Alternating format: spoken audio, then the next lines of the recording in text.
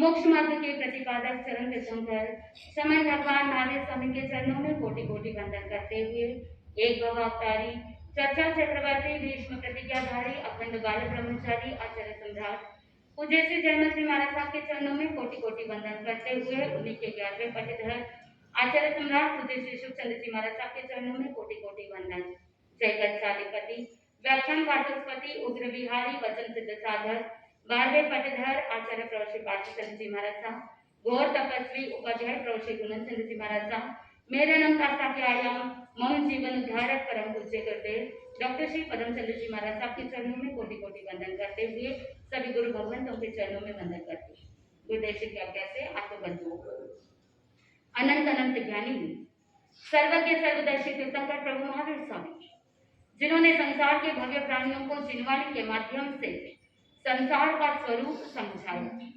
आत्मबंधुओं संसार के समस्त जीव हर पल हर क्षण जन्म मरण करते ही रहते हैं। जब कोई व्यक्ति जन्म लेता है तो वो स्वयं रोता है और पूरी दुनिया हंसती है, पूरी दुनिया महोत्सव मनाती है, पूरी दुनिया खुशियां मनाती है। वही अगर नया जन्मा हुआ बालक अगर रोए नहीं, रुदन नहीं करे, आवाज नहीं निकाले तो पूरी दुनिया क्या हो जाती है, माता पिता भयभीत हो जाते हैं और वो रोने बिलखने लग जाते हैं कि मेरे बच्चे को क्या हो गया। आत्मबंधुओं कभी चिंतन किया कि जब नया बालक जब जन्मता है तो वो क्यों रोता है, रोना अच्छा क्यों है। वैज्ञानिक कहते हैं, डॉक्टर्स भी कहते हैं कि अगर जन्मा हुआ बालक रोता है तो उसका जो एयरवे है, उसका जो विंड पाइप है वो खुल जाता है, उसे परिपूर्ण मात्रा में ऑक्सीजन की प्राप्ति हो जाती है। इसीलिए नया नया जन्मा हुआ बालक अगर पहली बार रोता है तो उसे वो ऑक्सीजन प्राप्त हो जाता है, क्योंकि उसके लिए जो वातावरण है वो क्या है, नया है। पहले माँ के गर्भ में 9 महीने तक रहा, उस माँ के गर्भ के अंदर वातावरण अलग था, बंद था, अंधकार था और पहली बार वो क्या कर रहा है, आंखें खोल करके बाहर की दुनिया को देखेगा और साथ में प्रकाश की ओर नजर जा रही है तो उस समय उसे बहुत ही डिफरेंट लगेगा। इसीलिए पहली बार वो रोता है, उसे अनजाना महसूस होता है। जब कोई व्यक्ति पहली बार कहीं अनजान प्रदेश में जाता है तो मन के अंदर क्या रहेगा, मन के अंदर भय रहेगा, सोचता है कि मैं उस जगह पर जा रहा हूँ। It is a journey towards unknown, मुझे पता नहीं आगे क्या होने वाला है, मैं कैसे जाऊंगा, कैसे मेरी यात्रा होगी, ये पता नहीं है। इसीलिए वो भयभीत हो जाता है और भय के कारण से भी व्यक्ति क्या करता है, रोता है। आत्मबंधु व्यक्ति जन्म लेता है तो दुनिया हंसती है और जब व्यक्ति मृत्यु को प्राप्त करता है उस समय दुनिया क्या करती है, रोती है। लेकिन अगर कोई व्यक्ति बहुत ही अच्छा है, बहुगुणी है, बहुत ही ज्यादा गुणवान है तो दुनिया रोती है, स्वजन परिवारजन रोते हैं। लेकिन वही अगर दुर्गुणी होता है तो वो व्यक्ति क्या करेगा, परिवारजन भी सोचते हैं कि एक बहुत बड़ी बला टल गई, आसपास के लोग भी सोचते हैं कि इसके अंदर बहुत व्यसन थे, बहुत ही दुर्गुणी था, अच्छा हुआ चला गया। आत्मबंधु पूज्य गुरुदेव डॉक्टर श्री पदमचंद्र जी महाराज साहब अनेकों बार कहते हैं कि जियो तो ऐसे जियो कि मरने के बाद भी लोगों के दिलों के अंदर जीवंत रहो। आत्मबंधु प्रभु महावीर स्वामी के जीवन के वृतांत को हम सुन रहे हैं। आत्मबंधुओं ज्ञानी जन कहते हैं 3 प्रकार की आत्माएं होती है। सबसे पहली आत्मा इस प्रकार की होती है जो हीन गुणी होता है, यानी बहुत ही नीच गुणी होता है, उसके अंदर कोई गुण नहीं, बहुत ही हीन व्यक्ति होता है। ऐसे व्यक्ति को तिरस्कार नहीं परिष्कार करना चाहिए। आत्मबंधुओं दूसरे प्रकार की आत्मा होती है समगुणी, यानी उसके अंदर नॉर्मल वे में थोड़े थोड़े से गुण होते हैं और उसके लिए ज्ञानी जन कहते हैं कि उसके लिए वैमनस्य नहीं, उसके लिए तो सम अधिकार दो। और तीसरे प्रकार की आत्मा होती है वो बहुगुणी होती है, जिसके अंदर बहुत ज्यादा गुण होते हैं और ज्ञानी जन कहते हैं जो बहुगुणी होता है उसको आश्चर्य नहीं, उसको क्या देना चाहिए, पुरस्कार देना चाहिए।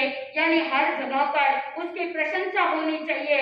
जो बहुत ज्यादा गुणवान होते हैं उनकी प्रशंसा होनी चाहिए, उनका सम्मान होना चाहिए, उनका पुरस्कार होना चाहिए। इस हिसाब से अगर चिंतन किया जाए तो संगम देव को क्या करना चाहिए? वो तो हीन गुणी था, तो संगम देव को तो परिष्कार मिलेगा, और जो बहुगुणी प्रभु महावीर स्वामी है उनको क्या मिलेगा? आपको बंधुओं, जन जन के मन में प्रभु के प्रति सम्मान की भावना बढ़ेगी, उनके प्रति पुरस्कार की भावना बढ़ेगी, उनके प्रति श्रद्धा की भावना बढ़ेगी, क्योंकि उन्होंने क्या किया है? सहन किया है। अर्थ बंधुओं, जो सहनशील बनता है वही सिद्धत्व को प्राप्त कर लेता है। ज्ञानी जन कहते हैं कि भगवान महावीर स्वामी को संगम देव ने एक रात्रि में 20 उपसर्ग दिए, और 20 उपसर्ग मात्र एक रात्रि के अंदर, उसके बाद भी उसे शांति नहीं मिली। 6 महीने तक लगातार उनका पीछा करता रहा। कभी चोरी के आरोप में उनको फंसाने की कोशिश करी, कभी उनको शूली की सजा सुनाने के लिए मजबूर कर दिया, फांसी तक पहुंच गए। लेकिन आत्मबंधुओं, ज्ञानी जन कहते हैं कि साच को कभी आंच नहीं है। भगवान महावीर स्वामी का कोई भी कुछ बिगाड़ नहीं कर सका। अंतिम में, आखिर में थक हार करके संगम देव ने विचार किया। कल के प्रवचन के अंदर आपने सुना कि किस तरह से संगम देव सोच रहा है कि देखो, भगवान महावीर स्वामी के चेहरे पर उनकी मुख मुद्रिका इतनी प्रसन्न चित्त है। पहले दिन जैसी इनकी मुख मुद्रा थी वैसे ही आज भी है। 6 महीने व्यतीत हो गए, मैंने कितने कष्ट दिए, कितने उपसर्ग दिए, लेकिन फिर भी भगवान महावीर स्वामी के चेहरे पर रंच मात्र भी रोष नहीं, इतना सा भी शिकन नहीं। ऐसे भगवान महावीर स्वामी वास्तव के अंदर महान है, महावीर है, और इंद्र महाराज जो प्रशंसा कर रहे थे वो पूर्ण रूपेण सत्य है। मैंने बिना मतलब का रोष कर लिया, मैंने अपने अहंकार पर बात ले ली कि ऐसे औदारिक शरीर वाले मनुष्य देवों से भी, दानवों से भी शक्तिशाली कैसे हो सकते हैं। बिना मतलब का मैंने रोष किया, अहंकार किया, और मैंने अपनी सुख शांति को छोड़ करके कहां पर पहुंच गया? भगवान महावीर स्वामी के पास पहुंच गया। और एक दिन नहीं, 2 दिन नहीं, मैंने अपने पूरे 6 महीने बर्बाद कर दिए, व्यर्थ गवा दिए, और साथ में ये 6 महीने भी कैसे रहे? निष्फल रहे। मेरा प्रण भी क्या हो गया? मेरा प्रण भी व्यर्थ चला गया, मैं हार गया। अब मेरे पास और कोई ऑप्शन नहीं, मुझे तो क्या करना पड़ेगा? मुझे पराजय स्वीकार करना पड़ेगा। अब मात्र एक ही मार्ग है कि मैं भगवान के समक्ष नतमस्तक हो जाऊं और अपनी पराजय स्वीकार कर लूं। मुझे यही करना चाहिए। इस तरह से चिंतन करते हुए वो भगवान महावीर स्वामी के पास हाथ जोड़ करके वंदन करते हुए, नीचे झुकते हुए कहता है कि भगवान, इंद्र सभा के अंदर शक्रेंद्र महाराज ने आपकी प्रशंसा की थी, वास्तव के अंदर वो सत्य है। आप जैसे शांति युक्त और धैर्यशाली, साहसी, पराक्रमी मैंने आज दिन तक नहीं देखा। हे भगवान, मैंने इन 6 महीनों तक आपको घोरतम कष्ट दिए और असह्य उपसर्ग दिए, घोर दुख दिए हैं। हे भगवान, मैंने बहुत अधम पाप किया है, मैंने बहुत ज्यादा अपराध किया है, मैं आपका अपराधी हूँ। लेकिन हे क्षमा सिंधु, आप तो क्षमा के सागर है, आप मुझे क्या कर दीजिए? माफ कर दीजिए, आप मुझे क्षमा कर दीजिए। और आप 6 महीने तक निरंतर तपस्या कर रहे हैं। भगवान, अब मैं जा रहा हूँ, आप कृपा करके गांव में पधारिए और भिक्षाचरी ग्रहण कीजिए। 6 महीने की जो 6 मासी तपस्या कर रहे थे उसका आप पारणा कर लीजिए। कृपा करके मुझे क्षमा कीजिए भगवान कि आप जब पारने के लिए रवाना हुए, हर घर को असुष्टा करने वाला मैं स्वयं ही था। मेरे इस घोरतम पाप को आप क्षमा कर दीजिए। आत्मबंधु, संगम देव की इस अनुनय विनय प्रार्थना को भगवान महावीर स्वामी ने सुनी, और सुनने के बाद भगवान महावीर स्वामी प्रसन्न चित्त रहते हुए ही उन्होंने कह दिया कि संगम, मेरे बारे में चिंता करने की आवश्यकता नहीं, क्योंकि मैं ना तो किसी की प्रेरणा से प्रेरित होकर या ना ही किसी के कथन को संकल्प में रख करके अपने तपस्या करता हूँ। मैं किसी से कोई अपेक्षा रखता नहीं, इसीलिए मुझे किसी के आश्वासन के वचन की कोई अपेक्षा नहीं है। तुम कोई चिंता मत करो, मैं अपनी साधना अपने आत्मबल पर करता हूँ और मैं जो भी तपस्या करता हूँ उसके पीछे किसी और व्यक्ति की या किसी और द्रव्य की कोई प्रेरणा नहीं होती। आत्मबंधु, भगवान महावीर स्वामी ने जिस समय संगम देव को ये बात कही, वो पश्चाताप करता है, क्षमा मांगता है और क्षमा मांगने के बाद प्रस्थान करने के लिए रवाना होता है। कुछ लेखक कहते हैं और अपनी कल्पना शक्ति से ऐसा कहते हैं, मानते हैं कि जिस समय वो संगम देव जाने लगा, आत्मबंधुओं, भगवान महावीर स्वामी की आंखों से कुछ आंसुओं की धारा बही, पलकें नम हो गई और वो पलकें जो इतने लंबे उपसर्ग और उपद्रवों से कभी द्रवित नहीं हुई, आज संगम देव जब रवाना हुआ, संगम देव को देख करके सहज में उनकी आंखें सजल हो गई, उनकी पलकें नम हो गई और जैसे ही ये दृश्य संगम देव देखता है तो वो अचानक विचार करने लगा कि इतने घोर उपसर्ग के दौरान भी जिनका हृदय कठोर था वज्र के समान, जो कभी उनकी आंखें उनकी पलकें द्रवित नहीं हुई, आज अचानक से इस तरह से कैसे सजल हो गई, इनकी पलकें नम क्यों हो गई। उस समय वो संगम देव पूछने लगता है कि भगवान क्या बात है, आज आपकी आंखें सजल क्यों है, आपकी आंखें इतनी नम क्यों है, कोई पीड़ा हो तो बताइए।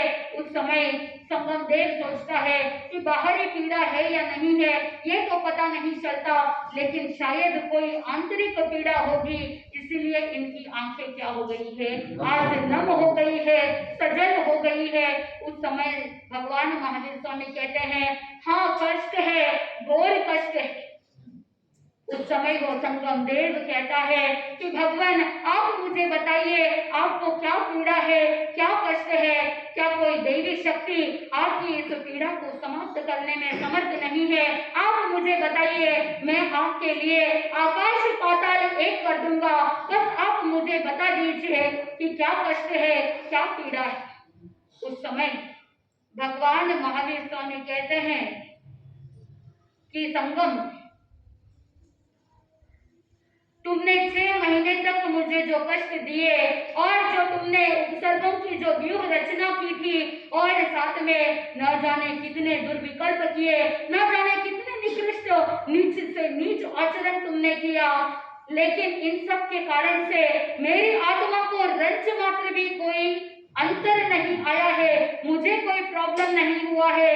लेकिन जब मैं तुम्हारे इस अज्ञानता के कारण से जो तुमने कार्य किया है, तुमने जो ये अंधकारपूर्ण तुमने किया है कार्य, उस कार्य के बारे में सोच करके और साथ में जब मैं तुम्हारे उस अंधकारपूर्ण भविष्य को देखता हूँ, उस दृश्य को देखता हूँ, तो मेरी आत्मा द्रवित हो जाती है, मेरी आंखें सहज में सजल हो जाती है, क्योंकि जो तुम्हारा ये भविष्य है तुम समझ सकते हो। और मैं तुम्हें यही कहना चाहता हूँ कि मेरे निमित्त से जो हजारों हजार लोगों को कर्म मुक्त होने की प्रेरणा मिलने वाली है, आज मेरे निमित्त से तुम्हारा क्या हो गया है, कर्मों का बंधन हो गया है। लेकिन जिस समय वो कर्म बंधन हुआ है वो उदय में आएगा तो तुम कैसे उसे भोगोगे। तुम्हारे दुखों के बारे में मैं सोचता हूँ तो मेरे आत्मा कांप उठती है। आत्मबंधु, थानाम सूत्र के 4 थाने के अंदर बताया जाता है कि तीर्थंकर भगवंतों को 4 कारणों से उनकी आत्मा कंपित हो जाती है। आत्मबंधुओं, थानाम सूत्र के अंदर कहा गया, पहला कारण संसार के यज्ञ होम को देख करके तीर्थंकर भगवंतों का हृदय कंपित हो जाता है। दूसरा कारण बताया कि 5 स्थावरों के जन्म मरण को देख करके तीर्थंकर भगवंतों का हृदय कंपित हो जाता है। और तीसरा कारण बताया कि जो संसार के जीव होते हैं उन जीवों के सुख दुख को देख करके भगवान महावीर स्वामी कह रहे हैं कि मेरा हृदय कांप उठता है। और चौथा कारण बताया कि 7वीं नरक के जो नारकी होते हैं उनके दुखों को देख करके तीर्थंकर का हृदय कंपित हो जाता है। आत्मबंधुओं, इन 4 कारणों से तीर्थंकर का हृदय कांप उठ रहा है और भगवान महावीर स्वामी कह रहे हैं कि हे संगम, तुम्हारे इस अंधकारपूर्ण भविष्य को देख करके मेरी आत्मा कांप रही है, मेरा हृदय कंपन हो रहा है, इसीलिए मेरी आंखों से सहज में अश्रु की धारा बह रही है। आत्मबंधुओं, प्रभु महावीर स्वामी के ये अश्रु की धारा वेदना का द्योतक नहीं अपितु करुणा का प्रतीक है। आत्मबंधुओं, भगवान महावीर स्वामी को हाथ जोड़ करके क्षमा मांगने के बाद वो संगम देव स्वर्ग की ओर प्रस्थान करता है, देवलोक की ओर प्रस्थान कर रहा है।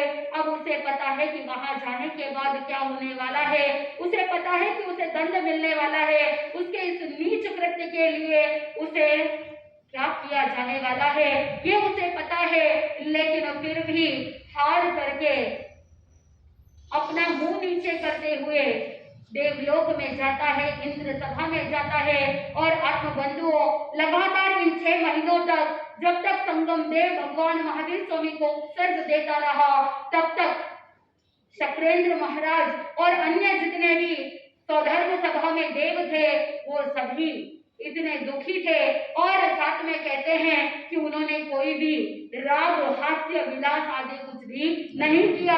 वो भयंकर चिंतित थे कि भगवान महावीर स्वामी को ऐसे घोर उपसर्ग संगम देव देने वाला है, इसीलिए वो सभी भी क्या कर रहे थे, 6 महीने तक चिंतित हो रहे थे।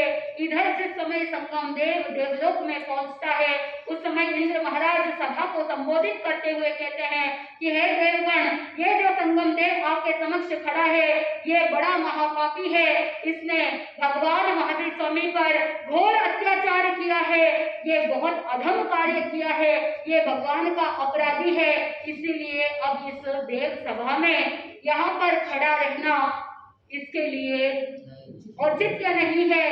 अब ये यहाँ पर रहना भी डिजर्व नहीं करता है। इंद्र महाराज कहते हैं ये केवल इस देव सभा में ही नहीं, इस देवलोक से भी क्या होना चाहिए, निकाल देना चाहिए। ऐसा कहने पर उस संगम देव का अपमान किया जाता है। उस अपमान भरी बातों को सुन करके इंद्र महाराज उसे निष्कासित कर देते हैं और वो वहां से देवलोक से अपने विमान में बैठता है और मेरु पर्वत की चूलिका पर जाकर के अपना आगे का समय, आगे का जीवन व्यतीत करता है। जैसे ही संगम देव वहां से रवाना होता है तो संगम देव की जो देवियां होती है वो भी इंद्र से अनुमति लेती है, परमिशन लेती है कि हमारे देव जा रहे हैं तो हमें भी जाने की क्या करो, अनुमति दे दो। तो इंद्र महाराज ने संगम देव की देवियों को भी परमिशन दे दिया और वो देवियां भी संगम देव के साथ मेरु पर्वत पर जीवन व्यतीत करने लग गई। आत्मबंधुओं, संगम देव के जो परिवार जन थे, परिवार सदस्य थे, जो देव देवी थे, उनको परमिशन नहीं मिली, उनको अनुमति नहीं मिली, वो वहीं पर रहे और केवल संगम देव और उनकी जो देवियां थी वो वहां पर मेरु पर्वत पर निर्वासित होकर के जीवन व्यतीत करने लगे। आत्मबंधुओं, संगम देव का उत्सर्ग जैसे ही समाप्त हुआ, दूसरे दिन भगवान महावीर स्वामी उस गोकुल के अंदर पधारते हैं भिक्षाचर्या के लिए और आहार की गवेषणा करते करते भगवान महावीर स्वामी पहुंच जाते हैं एक वृद्ध महिला के यहाँ और उस वृद्ध वत्स पालिका अहिरन के यहाँ उसने परमान्न डेराया और भगवान महावीर स्वामी के 6 मासी तप का पालना हुआ। क्योंकि इतनी दीर्घ तपस्या थी कि देवों ने भी उस तपस्या की प्रशंसा करी और 5 दिव्य वृष्टि वहां पर वर्षा कर दी और साथ में अहोदानम की देव घोषणा के साथ प्रभु के तपस्या का अनुमोदन किया गया। आत्मबंधुओं, भगवान महावीर स्वामी पालना के पश्चात उस वज्र गांव से विहार करते हैं। विहार करके भगवान महावीर स्वामी आलंबिका नगरी की ओर जाते हैं। आगे देखना ये है कि भगवान महावीर स्वामी अलग अलग क्षेत्रों में विचरण करते हैं और विचरण करते करते अनेक ऐसे प्रसंग आते हैं कि हर क्षेत्र में, हर नगर में जहां भी जा रहे हैं वहां पर कोई ना कोई देव आकर के, चाहे वो ईशानेन्द्र हो, चाहे धर्मेंद्र हो, चाहे हरि या हरि सह भगवनपति देव हो, वो आकर के किस तरह से प्रभु को वंदना करते हैं और श्वेतांबिका नगरी के अंदर कैसी घटना घटती है और श्रावस्ती नगरी के अंदर भी घटना कैसे घटती है। 11वां चातुर्मास भी होने वाला है वैशाली के अंदर, तो भगवान महावीर स्वामी उस चातुर्मास के दौरान जो चौमासी तप करते हैं उसका पालना कैसे होगा और पालना कौन कराएगा, जीर्ण सेठ कराएगा या पूर्ण सेठ कराएगा, किसको कैसा लाभ प्राप्त होगा। जैसे जैसे हम प्रभु महावीर स्वामी के जीवन कथा प्रसंग को सुनेंगे वैसे वैसे हमारे भीतर से आनंद की प्राप्ति होगी। मन में प्रभु के जीवन के प्रति सुन करके बोध प्राप्त होगा कि हमें भी जीवन में धर्म पर दृढ़ श्रद्धा रखनी चाहिए। और जैसे जैसे साधक दृढ़ श्रद्धा रखेगा और दृढ़ श्रद्धा के साथ अपने जीवन को प्रैक्टिकली पॉजिटिव बनाने का प्रयास करेगा, वो उत्तरोत्तर आगे बढ़ता ही जाएगा, आनंद की प्राप्ति होगी। इसी मंगल भावना के साथ आनंदी आनंद बोले श्री जैन धर्म की जय।